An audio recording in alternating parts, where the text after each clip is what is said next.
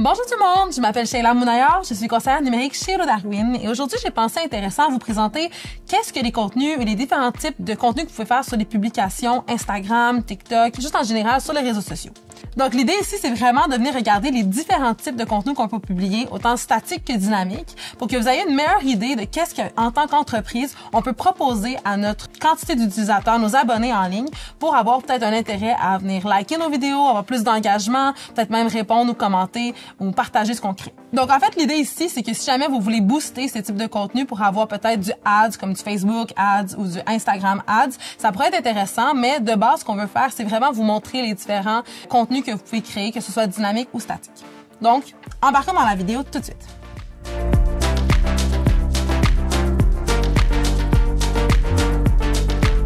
Premièrement, ce qu'on peut aller créer, c'est évidemment, si vous avez un produit ou un service même, c'est de venir se mettre ça de l'avant. Donc, avec le type de produit, on pourrait vraiment faire des placements de produits, comme vous le voyez dans l'exemple juste ici, où là, dans ce contexte-ci, on veut vraiment mettre l'identité visuelle de la marque, l'identité visuelle du produit, comme ici, l'exemple avec la marque de Daniel Wellington, avec le fond blanc qui est vraiment très minimaliste et pur. Donc, l'idée, c'est vraiment que le produit prend l'ensemble de la place. Donc, si vous avez, par exemple, des différents types de couleurs ou que vous voulez vraiment mettre de l'avant la texture ou la qualité de votre produit, ça pourrait être un type de post à faire. Deuxièmement, un autre post que vous pourriez faire, ça serait le type lifestyle. Donc, pourquoi ça c'est intéressant? C'est parce que les gens se donnent une meilleure idée de c'est quoi exactement la façon d'utiliser votre produit ou votre service dans leur contexte de vie actuel.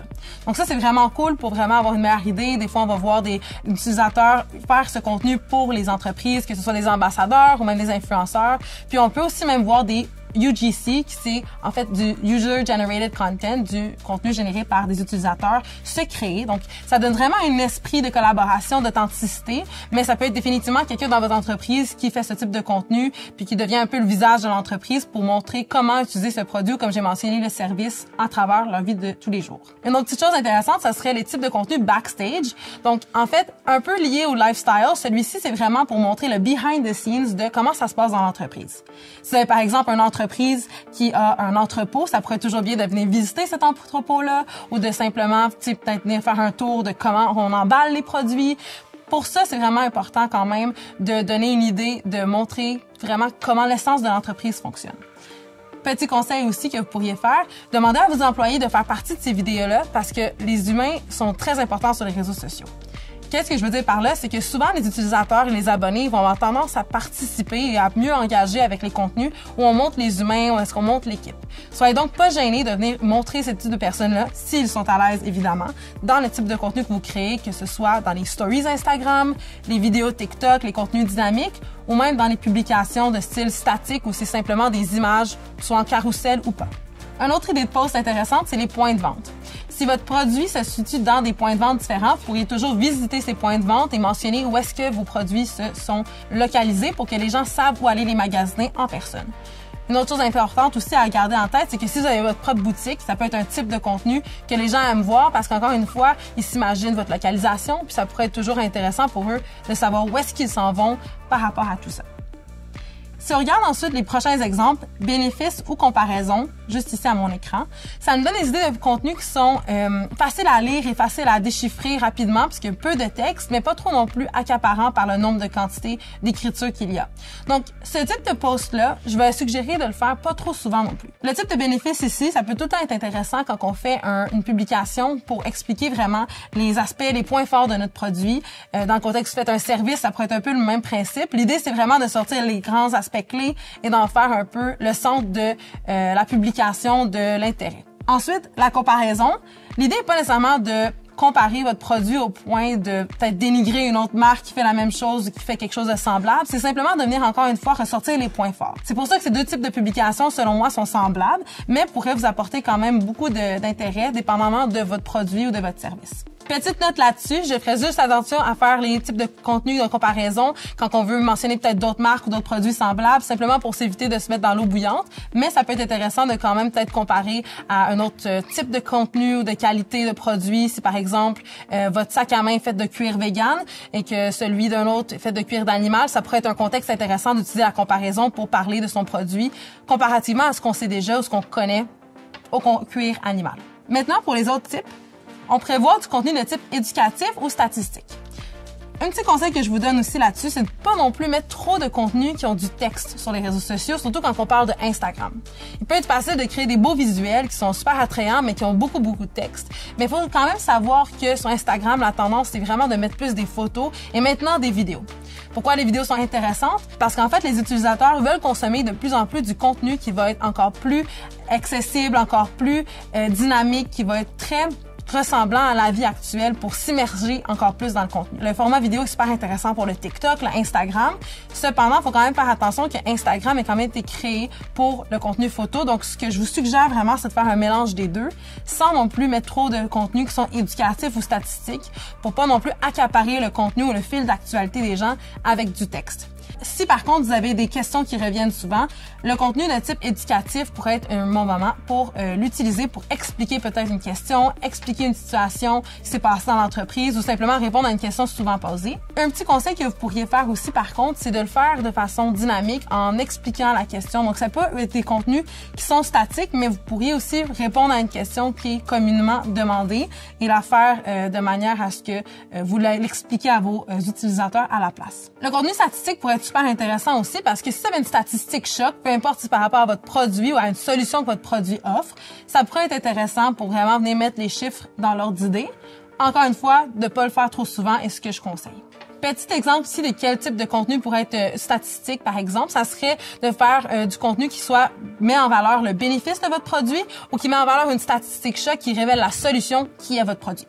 Reprenons l'exemple des sacs à main vegan.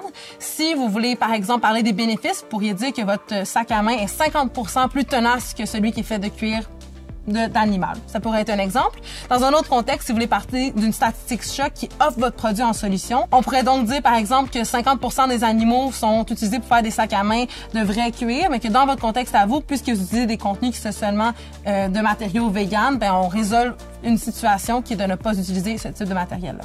Donc, à vous de voir comment vous voulez jouer avec ce type de publication-là. Simplement garder en tête de ne pas en faire trop souvent pour pas non plus brouiller votre fil d'actualité.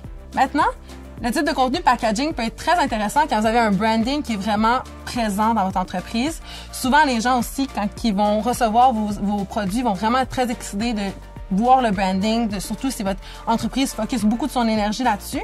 Ça pourrait être donc une idée de venir le mettre de valeur dans une publication ou même de peut-être en parler si vous faites un changement de branding. Par exemple, si vous recevez un nouveau packaging ou que vous changez votre matériel parce qu'il va être plus éco-responsable, vous pourrez dans ce contexte-ci en parler dans une publication pour en parler à votre communauté. D'autres intéressants types de publications seraient les relations de presse. Donc, les relations de presse ici, c'est quand vous faites un partenariat peut-être avec une autre entreprise, si vous faites partie d'un événement prochainement ou si simplement vous faites une collaboration avec un autre type d'influenceur ou d'ambassadeur pour votre produit. L'idée ici, c'est de justement mentionner la nouveauté et de vraiment venir mettre au courant votre communauté de cette nouvelle partenariat-là ou de cette relation de presse qui serait potentiellement intéressante de venir informer les gens. Un avis client ici, c'est une autre bonne option. L'idée, c'est vraiment de venir mettre de l'avant la qualité de votre produit, de votre service par rapport à ce que quelqu'un d'autre pourrait dire. C'est tout le temps intéressant de venir mettre ce type de contenu parce que ça peut rendre plus légitime la crédibilité de votre entreprise. Ici, ce que vous pourriez faire aussi, si vous n'avez pas nécessairement encore atteint beaucoup d'avis Google ou Facebook, puis que vous voulez simplement mettre de l'avant l'avis de quelqu'un de confiance, vous pourriez par exemple prendre l'avis par oral, le paraphraser, puis le citer en mentionnant la personne. C'est toujours une bonne idée ici de toujours taguer la personne en mentionnant son nom pour s'assurer que cette personne-là pourrait par la suite republier ce contenu-là, soit dans ses stories en vedette, qui sont les bulles qui restent là, ou simplement aussi de le remettre dans sa publication pour mentionner son intérêt à mentionner votre entreprise. Le type de contenu recherche pourrait être aussi une autre solution pour vous de créer du contenu facilement. Vous pourriez répondre à une question dans une recherche Google sous ce visuel ici, puis donner un exemple avec une image qui représente votre produit, simplement pour peut-être venir chercher un côté plus humoristique ou simplement pour donner une solution à une question souvent recherchée. Ça peut être aussi une façon pour vous d'avoir un autre type de contenu par rapport au visuel à ce niveau-là. Maintenant, on finit avec cette page ici. Ce que je trouve important de noter ici, c'est que c'est plus pour des conseils de contenu qui vont être dynamiques. Donc, le type plus vidéo qu'on va retrouver. Donc, le réponse en commentaire que j'ai mentionné plus tôt ou les personnes qui vont peut-être mentionner un commentaire, que ce soit positif ou négatif ou simplement une question que vous recevez souvent, mais que cette fois-ci, vous y répondez de façon dynamique. Donc, vous pourrez vous filmer, vous ou la personne en charge de ce département dans l'entreprise qui répond à la question ou au commentaire qui soit négatif ou positif pour peut-être informer les gens autour de vous. Un autre point intéressant, ça pourrait être de faire les fondateurs et l'histoire de l'entreprise. Les gens ont de plus en plus d'intérêt à connaître qu'est-ce qui a poussé un entrepreneur à commencer son entreprise. Donc, l'idée d'avoir un fondateur qui explique son histoire, qui va vraiment aller en détail de quelle est la solution qu'il offre avec son produit, donne aussi l'impression de connaître la personne qui est derrière l'entreprise et qui crée ce produit au final. Donc, ça peut vraiment être une façon pour les gens de mieux comprendre le besoin qu'on cherche à combler avec ce produit ou service. Finalement, une dernière type de publication que moi j'apprécie moi-même très bien écouter, c'est les comment faire, les DIY. Donc ça ici, c'est une formule un peu plus créative. On explique comment on utilise votre produit ou votre service. L'intérêt, c'est vraiment de montrer aux gens comment on peut faire avec ce produit et quels sont les différents types de façons qu'on peut l'utiliser. Je vous suggère ici de peut-être venir apporter votre équipe pour se préparer avec vous pour créer des idées de type de contenu, puis vraiment rendre ça aussi important et intéressant qu'on peut le faire pour qu'on donne de plus en plus en fait envie aux gens de l'utiliser, de l'acheter ou de le consommer.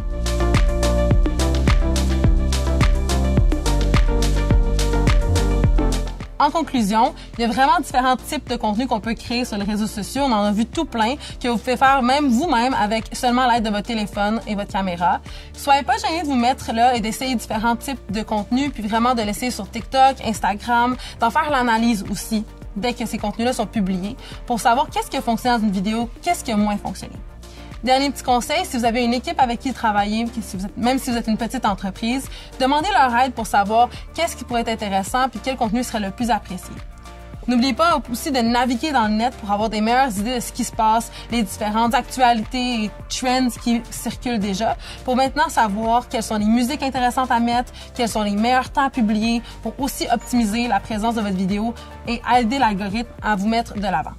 Voici ce qui conclut la vidéo d'aujourd'hui. J'espère que vous avez trouvé de l'information super intéressante là-dedans puis que vous avez maintenant envie d'aller créer votre propre contenu. Je vous suggère d'utiliser l'aide de nos prochaines vidéos, soit pour savoir comment TikTok fonctionne ou Instagram fonctionne, pour en connaître davantage sur les réseaux sociaux et les bénéfices qu'ils peuvent apporter à votre entreprise. Merci, passez une belle journée et à la prochaine!